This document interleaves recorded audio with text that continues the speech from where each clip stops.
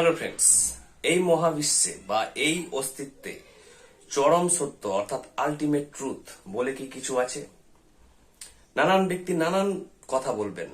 Sir Einstein বলবেন যে এই মহাবিশ্ব relative, nothing is absolute. Newton বলবেন যে টাইম স্পেস অ্যাবসোলিউট, সেহেতু কিন্তু তার অ্যাসারশনস অর্থাৎ তার ক্লেমকে তিনি খণ্ডন করে দিয়েছেন স্যার আইনস্টাইন। কিন্তু আমার এখানে দাবি যে এই মহাবিশ্বে কি কোনো চরম সত্য আছে, যে সত্যের ঊর্ধ্বে আর কোনো সত্য নেই, অর্থাৎ আর কোনো কনফিউশন নেই, শেষ সব, everything is finished. The journey of science is finished. The journey of spirituality is finished. The journey of philosophy is finished, and the journey of any epistemological branch or field is finished. সমস্ত জ্ঞানের জগৎ এখানেই শেষ, আর কিছু নেই। সেটা কি দেখি। প্রথমে হচ্ছে একটি সত্তা যার নাম হচ্ছে কনসাসনেস, যাকে বলা হচ্ছে চেতনা, বা তাকে আরেকটি শব্দ বলা যেতে পারে পুরুষা, এসেন্স।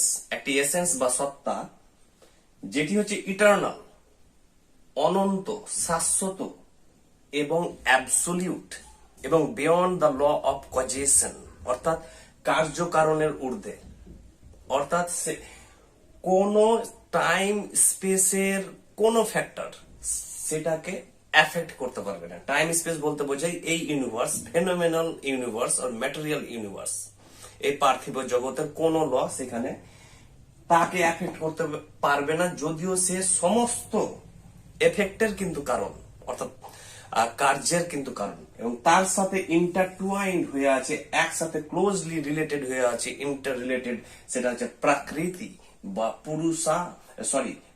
নেচার, প্রকৃতি বা ম্যাটেরিয়াল ওয়ার্ল্ড বা ফেনোমেনাল ওয়ার্ল্ড, সেটাও ইটারনাল এবং সেটাও অ্যাবসলিউট। দুটো অ্যাবসলিউট কি করে থাকতে পারে? যেখানে একটি অ্যাবসলিউট খুঁজে পাওয়া যাচ্ছে না, সেখানে দুটো অ্যাবসলিউট কি করে পাওয়া যেতে পারে? আর এটি হচ্ছে আলটিমেট ট্রুথ, এবং এর বাইরে আর কোনো ট্রুথ নেই। আপনি ভেরিফাই করুন scientifically, philosophically, logically, spiritually, scripturally, religiously, আপনি যে কোনো এপিস্টেমোলজিক্যাল ব্রাঞ্চের মাধ্যমে ভেরিফাই করুন, এর বাইরে আর কোনো সত্য নেই। And that is my ultimate realization, which I got after 12 years of rigorous meditation, এবং আমি যেটার সন্ধান পেয়েছি 12 বছর ধ্যানের পরে। এবং সেম সত্য সাংখ্য দর্শনেও পেয়েছে কপিল মুনি।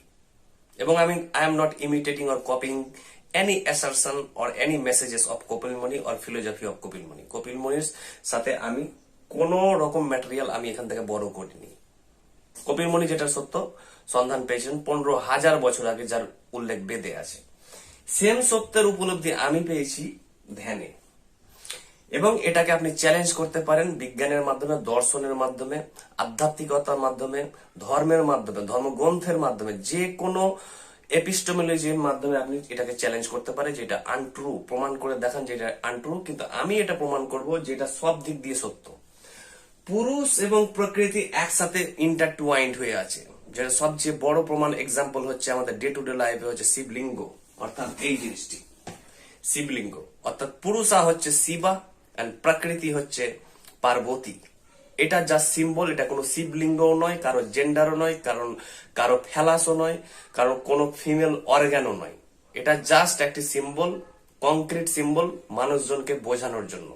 কিন্তু এ নিয়ে বিশাল কন্ট্রোভার্সি আছে যে শিবের লিঙ্গ বা পার্বতীর লিঙ্গ, এগুলো কিছুই না, এগুলো সব মিথোলজি। সব মেন হচ্ছে পুরুষ এবং প্রকৃতির খেলা এই জগৎ। এবার কোশ্চেন হচ্ছে যে পুরুষ এবং প্রকৃতি দুজনের ইন্টারাকশনের ফলে ঘটছে বিবর্তন, ইভলিউশন, অর্থাৎ ক্রিয়েশন নয়। কিন্তু ক্রিয়েশন হচ্ছে সেমিটিক রিলিজিয়নের খেলা, অর্থাৎ আব্রাহামিক ধর্ম, অর্থাৎ জুডাইজম, ক্রিশ্চিয়ানিটি এন্ড ইসলাম বলছে যে গড এতদিনে সৃষ্টি করেছে। কিন্তু I do not buy this argument in any way, whether it is through science, it is through philosophy, it is through spirituality or mysticism. এই জগৎ এসছে পুরো বিবর্তনের মাধ্যমে, এবং এই পুরুষ এবং প্রকৃতি থেকে শুরু হয়েছে এভলিউশন, যেটা আমরা ডারউইন থেকে পাচ্ছি বিবর্তনবাদ। পুরুষ এবং প্রকৃতি অর্থাৎ নেচার, ম্যাটেরিয়াল ওয়ার্ল্ড অ্যাবসলিউট কেন, ইটারনাল কেন এবং অমর। ম্যাটেরিয়াল ওয়ার্ল্ডও অমর এবং চেতনার জগৎও অমর, এখানে কোনো গড নেই। বেদে কোথাও কোনো গডের কথা নেই এবং হিন্দু ধর্মে কোথাও কোনো গডের কথা নেই।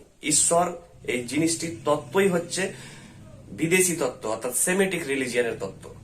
হিন্দুইজমে অর্থাৎ সনাতন ধর্মে কোথাও কোনো গডের কথা উল্লেখ নেই। তাহলে কি আছে? পুরুষ এবং প্রকৃতি। এই প্রকৃতি হচ্ছে নেচার, ম্যাটেরিয়াল ওয়ার্ল্ড। আপনারা ফিজিক্সে জানেন বা বিজ্ঞানে জানেন যে মাস এবং এনার্জির সৃষ্টি এবং ধ্বংস করা যায় না। মাস এবং এনার্জি, ভর এবং শক্তির ধ্বংসও নেই, সৃষ্টিও নেই, অর্থাৎ কজেশন এবং ডিস্ট্রাকশনও নেই, এর ক্রিয়েশনও নেই। আর এই যেহেতু এর ধ্বংস এবং সৃষ্টি নেই, সেহেতু এটি অমর, অর্থাৎ অ্যাবসোলিউটিটি। এটি হচ্ছে ইটারনাল অ্যান্ড এটা কখনো ধ্বংস হবে না, শুধু অবস্থার পরিবর্তন হবে। ওয়াটারের ফর্ম হতে পারে, লিকুইড থেকে সলিড হতে পারে, ম্যাটার হতে পারে, বা গ্যাসীয় হতে পারে, আর কিছু হবে না। কিন্তু এই মহাবিশ্বে যা কিছু আছে সবই কিন্তু এখানে ততটাই থাকবে। তার জন্য বলা হচ্ছে the sum total of the mass energy in this universe in this form or in another form will remain constant forever or eternally or perpetually. তাই এই মহাবিশ্বে মাস এনার্জি, ভর এবং শক্তির পরিমাণ কিন্তু একই থাকবে, এই অবস্থায় থাক বা অন্য অবস্থায় থাক। এখান থেকে শুরু হচ্ছে বিবর্তনের জার্নি, যে সমস্ত কিছু শুরু হয়েছে ধীরে ধীরে পুরুষ এবং প্রকৃতির মিলনের ফলে ধীরে ধীরে বিবর্তনের মাধ্যমে কোটি কোটি বছর ধরে এই ফিজিক্যাল ইউনিভার্স বিবর্তিত হয়েছে, যাকে আমরা বলছি বিগ ব্যাং। আর এই বিগ ব্যাং, এখানে শুধু একটি বিগ ব্যাং ঘটছে না, বিজ্ঞানও বলছে অসংখ্য বিগ ব্যাং ঘটে চলেছে, কোটি কোটি বিগ ব্যাং ঘটেছে। আমরা একটি বিগ ব্যাং এর বাসিন্দা, আমরা একটি বিগ ব্যাং এ আছি, অর্থাৎ একটি ইউনিভার্সে। কিন্তু এখানে একটি ইউনিভার্স নেই, আছে লাখো কোটি কোটি অগণিত ইউনিভার্স, যাকে বলা হচ্ছে বিজ্ঞানে মাল্টিভার্স থিওরি।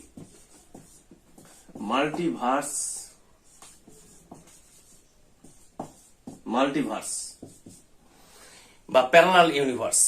মাল্টিভার্স এখানে কেন হচ্ছে? অসংখ্য কোটি কোটি মহাবিশ্ব আছে, কারণ একটা বিগ ব্যাং থেকে এই মহাবিশ্ব, যার পরিধি হচ্ছে ইনফিনিট, বাউন্ডলেস এবং ইমমেজারেবল।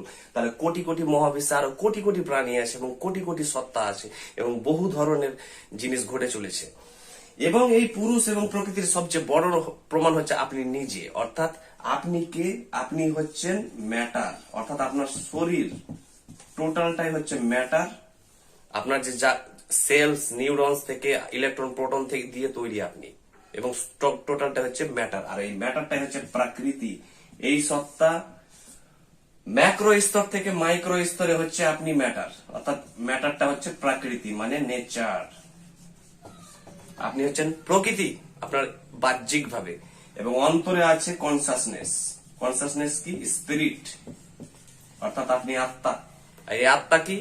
এই আত্মা সেমেটিক কনসেপ্টের বা বিদেশি কনসেপ্টের আত্মা না, এই আত্মা হচ্ছে চেতনা, যেটা আমি প্রায় বলি চেতনা। তাই আপনার মধ্যে চেতনা এবং ম্যাটার একে অপরের প্রতি নির্ভরশীল। একজন থাকলে একজন থাকবে, আরেকজন না থাকলে আরেকজন থাকবে না, অর্থাৎ they are complementary to each other and they are interdependent or dependent on each other. কেউ একজন থাকবে না। তার উদাহরণ, জ্বলন্ত উদাহরণ হচ্ছে যে আপনার শরীরের মৃত্যুর পরপরই ইমিডিয়েটলি আত্মা শরীর থেকে বেরিয়ে যায়। এবং আত্মার ব্যাপারে যদি কোশ্চেন থাকে আমরা পরের সেশনে করব, যে আত্মা 100% ট্রু এবং স্পিরিট আছে। এবং হেগেলও এটা দেখিয়েছেন ফিলোসফিতে, অসংখ্য ওয়েস্টার্ন ফিলোজফার্সরা দেখিয়েছে যে ম্যাটার এবং স্পিরিটের ঘটনা। দ্য ফেনোমেনোলজি অফ স্পিরিট, হেগেলের বই পড়ুন। তো এগুলো বই না, এগুলো কিন্তু সব রিয়ালিটি, এক্সপেরিয়েন্স সব। তো প্রকৃতি, অর্থাৎ আপনার শরীর যেই ধ্বংস হয়ে গেল, কোনো অসুস্থ বা কার অ্যাক্সিডেন্টে যেই ধ্বংস হয়ে গেল, সাথে সাথে স্পিরিট ত্যাগ করে দিবে আপনার বডিকে, কারণ সে জড় পদার্থ ছাড়া থাকতে পারে না, বডি ছাড়া। তেমনি যখন জন্মের সময় একজন শিশু জন্ম নেয়, যে মুহূর্তে ওর ম্যাটার ফর্ম করবে, অর্থাৎ এমব্রায়ো, ভ্রূণ অবস্থায় যখন যে মুহূর্তে ফরমেশন শুরু হলো, জার্মিনেশন শুরু হলো, সেই মুহূর্তেই চেতনা অর্থাৎ আত্মা প্রবেশ করে যাবে সাথে সাথে। কারণ আত্মা, কনসাসনেস এবং ম্যাটার অর্থাৎ প্রকৃতি কো এক্সিস্ট টুগেদার, একসাথে থাকবে, একে অপরকে ছাড়া থাকতে পারবে না। এটা আপনার বডিতে ঘটে চলেছে। সেম ঘটনা ঘটছে কিন্তু ইউনিভার্সাল লেভেলে, অর্থাৎ মাইক্রো লেভেলে অর্থাৎ আপনি হচ্ছেন ক্ষুদ্র সংস্করণ কিসের, সেই প্রকৃতি এবং পুরুষ আর হচ্ছে ক্ষুদ্র সংস্করণ আপনি, অর্থাৎ পুরুষ এবং প্রকৃতি আপনার মধ্যে দুজন আছে, আপনি একজন বলেন। অন্যান্য ধর্মগ্রন্থ বলে যে আপনি শুধু আত্মা আর শরীর নশ্বর। শরীর নশ্বর নয়, শরীর আপাত দৃষ্টিতে নশ্বর, কিন্তু ফিজিক্স বলছে মাস এনার্জি কোনোদিন ধ্বংস হয় না। শুধু আপনার শরীর কিন্তু বিভিন্ন ফর্মে কিন্তু থাকবে, কিন্তু এই ইউনিভার্সই থাকবে। আর আরেকটা হচ্ছে যে আপনি স্পিরিট। আর এই সেম জিনিস হচ্ছে পুরুষ এবং প্রকৃতি হচ্ছে ম্যাক্রো স্তরে, বৃহত্তর স্তরে, সেখান থেকে সমস্ত মহাবিশ্ব সৃষ্টি হয়েছে। আর এই মহাবিশ্ব হচ্ছে টোটালটাই হচ্ছে একটা বডি, ম্যাটেরিয়াল এবং প্রাকৃতি এবং নেচার এটা। আর এর আত্মা হচ্ছে কসমিক কনসাসনেস, অর্থাৎ সর্ববিরাজমান চৈতন্য। সর্ববিরাজমান চৈতন্যর বডি হচ্ছে এই মহাবিশ্ব, আর আপনার আত্মার বডি হচ্ছে আপনার শরীর। এর বাইরে আর কোনো সত্য নেই।